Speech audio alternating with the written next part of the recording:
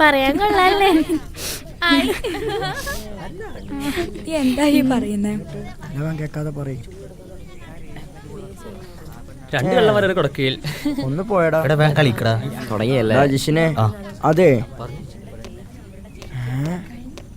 അടുത്തണ്ടി നീ ബുക്ക് വായിക്കണോ? എടാ എക്സാം അല്ലേ, ഏതാ കോപ്പി പഠിക്കാൻ നോക്കിയാണ്. എന്നാ 2 തൊണ്ടി എനിക്ക് എഴുതിക്കോ. കളി അവളെന്നെ നല്ല കമ്പനിക്കാരിയാടാ. അവനെന്താ?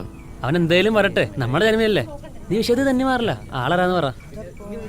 ജാൻവി. ആ ജാൻവി ഇതായിരുന്നു. ആ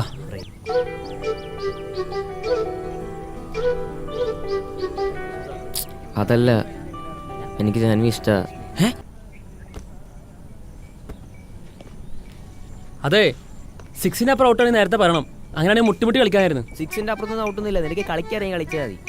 ഇവനെന്താ കുരിശടിക്കുന്ന? പറ്റത്തില്ല, ഇറങ്ങി പോടാ.